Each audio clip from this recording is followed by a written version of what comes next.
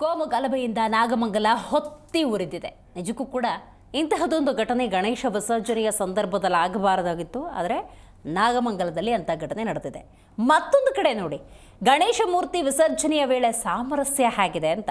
ಗಣೇಶ ವಿಸರ್ಜನೆಯ ವೇಳೆ ಮುಸ್ಲಿಂ ಯುವಕರು ಭಾಗಿಯಾಗಿದ್ದಾರೆ. ಪರಸ್ಪರ ಟೋಪಿ ಶಾಲು ಹಾಕಿ ಸಾಮರಸ್ಯವನ್ನು ಮೆರೆದಿದ್ದಾರೆ ಯುವಕರು.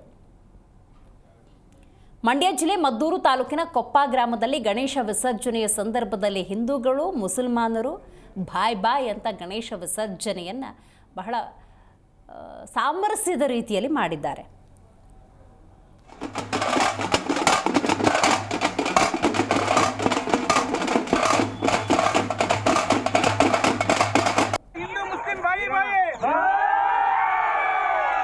ಮಂಡ್ಯ ಜಿಲ್ಲೆ ಮದ್ದೂರು ತಾಲೂಕು ಕೊಪ್ಪ ಹೋಬಳಿ ಕೊಪ್ಪದ ಇಂದಿರಾನಗರ 5ನೇ ವಾರ್ಡ್ನಲ್ಲಿ ಹಿಂದೂ ಮತ್ತು ಮುಸ್ಲಿಮ್ಸ್ ಬಾಂಧವರು ಸೇರಿ ಗಣಪತಿಯನ್ನು ಕೂಡಿಸಿ 10 ದಿನಗಳ ನಂತರ ಶುಕ್ರವಾರ ಮಧ್ಯಾಹ್ನ ಮುಸ್ಲಿಮ್ಸ್ ಬಾಂಧವರು ಪ್ರಾರ್ಥನೆ ಮುಗಿಸಿ ಅದಾದ ನಂತರ ಹಿಂದೂ ಬಾಂಧವರ ಜೊತೆ ಸೇರಿ ಗಣೇಶವನ್ನು ಕೊಪ್ಪದ ಪ್ರಮುಖ ಬೀದಿಗಳಲ್ಲಿ ಮೆರವಣಿಗೆ ಮಾಡುವ ಮುಖಾಂತರ ಮತ್ತು ಸಿಹಿಯನ್ನು ಹಂಚುವ ಮುಖಾಂತರ ಇಬ್ಬರೂ ಸೇರಿ ಗಣೇಶವನ್ನು ಕೊಪ್ಪ ಕೆರೆಯಲ್ಲಿ.